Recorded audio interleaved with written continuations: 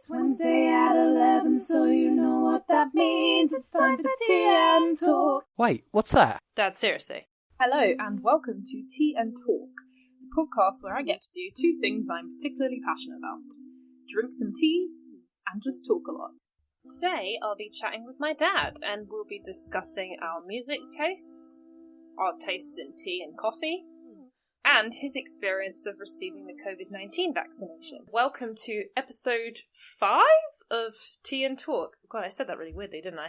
Today's feeling a bit weird, because I'm not recording in my room. I'm actually recording in my front room, because I have a guest with me whom I'm in the same household with, which is frigging wild, so I'm doing all this in front of someone, which I've never done before. But yeah, here is my dad. Hello, Dad. How you doing? Oh, not too bad, thank you, Rose. You're about 3 feet away from me. I'm really not very far away. How are you feeling about being on this podcast? A little bit nervous. If this goes all right, we should be very entertaining and quite amusing. That's a bit ambitious, I will say, for myself. Fun fact about Dad, right? His name is Colin Baker.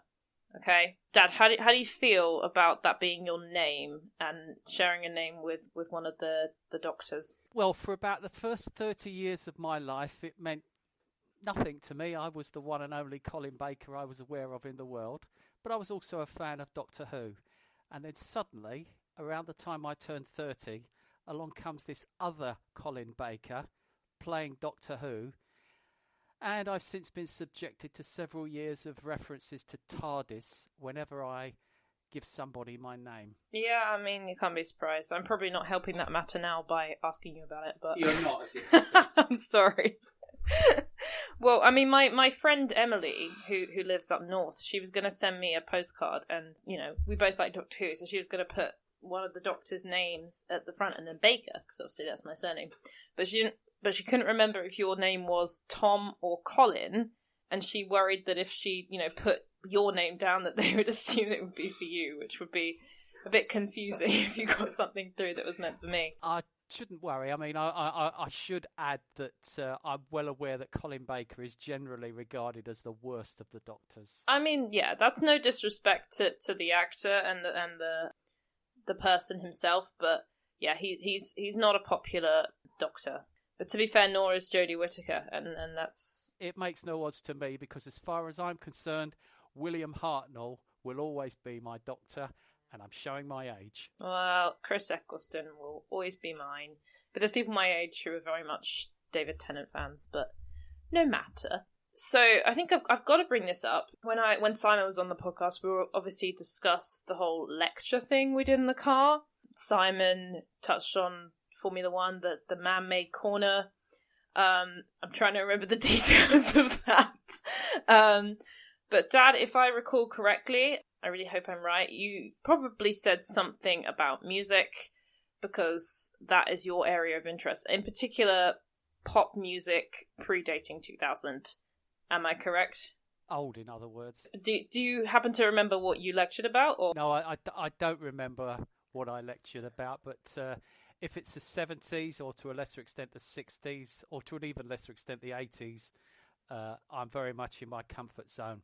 If it's stuff where the year begins with a 2, I'm useless. Don't laugh. I mean, I kind of feel like with you, music kind of stops at the year 2000, and anything from that is just noise. That's not fair. There's been a few good things, but I tend to have to be dragged kicking and screaming to appreciate them. I mean, yeah, fine. You appreciate Adele. You appreciate somebody that I used to know. Generally, I feel like you have appreciation for the biggest selling songs of a year, but not all of them. It's a very finite number of songs from post 2000 that you enjoy. I mean, so for people who don't know, there's a quiz on BBC Radio 2 called Pop Master, and Dad listens to it every single weekday and records his own score. However, whenever a song comes up from 2006, as Ken Bruce would say, he points at me and assumes that I'll know the answer, when I absolutely don't. He will also groan if it's from that year. Am I correct? You are correct, but are you going to say the good thing about me on Popmaster? What, you've been on it and you won? Yeah, thank you. Okay. I was like, is that the right thing? Yes, but yes, but dear listeners, it's fair to say that it was over 20 years ago that I was on Popmaster, so I didn't have to worry about having questions about songs that were from years beginning with 2. Yeah, don't sell yourself short. I mean, you still got the 3 and 10, which is normally what people struggle with. For context, that's where you have to say 3 songs by an artist that were top 40 hits. That's right. I'm impressed I got that right. So, how would you describe your music taste then, Dad? I would say my music taste is fairly eclectic. When I was young, the first record I ever bought was Loving Things by the Marmalade. A couple of years after that, I was madly into Handel's Messiah. You do spice it up, to be fair. Like, when I tell people about you and your music taste, I say, 2 of your favourite bands are ABBA and Pink Floyd, who are quite different. ABBA's obviously Swedish pop, whereas Pink Floyd are prog rock, so slightly different. Yeah. But you got credit to you for the diversity in taste. Maybe not the diversity in time. But so that's a bit about Dad and his name and his music. So now we'll move on and talk about some Drinkies. So we're both kind of going against the ethos of Tea and Talk this week. Dad, do you have any idea why I might say that? Because our drinks are definitely not alliterative. Sorry, listeners. This week it's coffee and talk, or latte and talk, or we're both flat white and talk. We're both drinking coffees. I've got my flat white, which obviously I've mentioned a few times that I really enjoy. Dad has a latte, which, interestingly enough, is made very similarly to a flat white using the Nespresso machine that Mum owns. But you've only recently got into having lattes at home, haven't you? That's quite a new thing, isn't it? Yeah, generally speaking, I don't have coffee at home. I'm very much a tea drinker at home, which makes my decision to have a coffee on your podcast even more perverse, I suppose. I mean, to be fair, in the first episode I said, I don't drink tea that much, I have coffee a lot more, but I'm making a podcast called Tea and Talk, so I kind of did the exact opposite. But there we go. Yeah, no, you have tea a lot more, mainly decaf.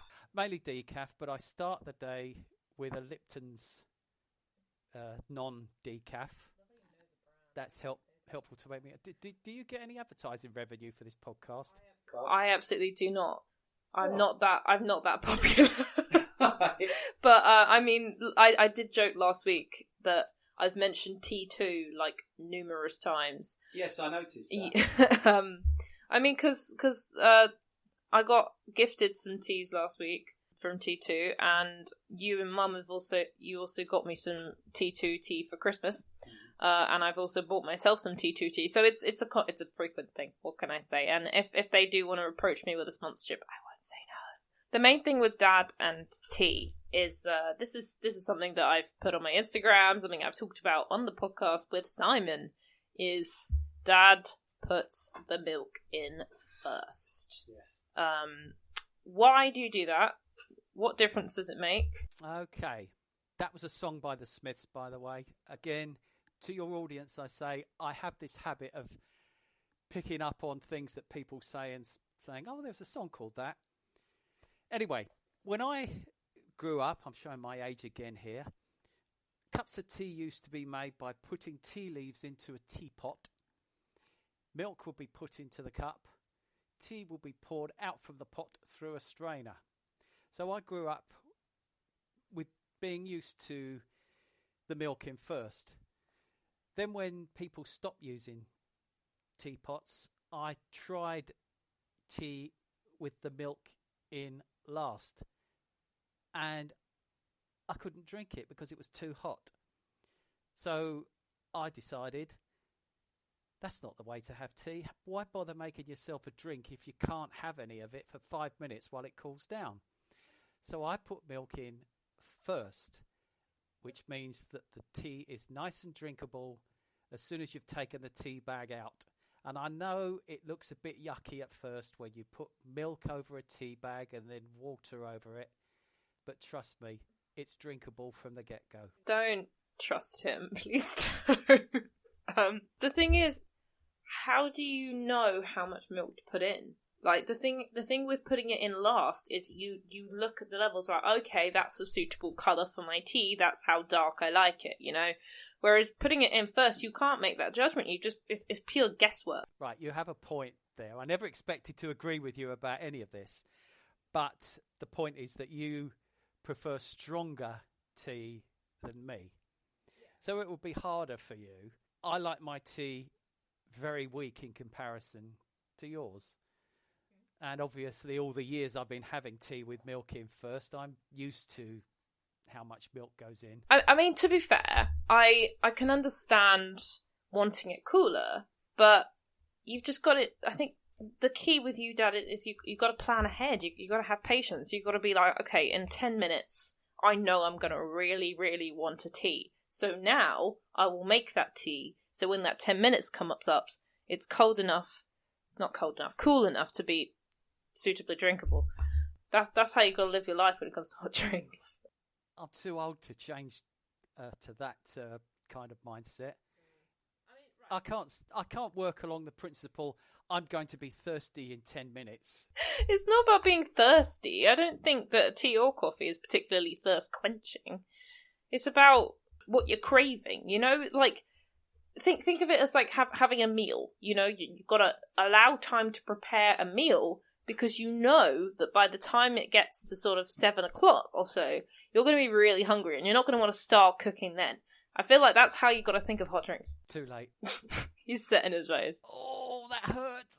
Okay, I'm sorry, that was... How do you feel about hot chocolate? I take that as it comes.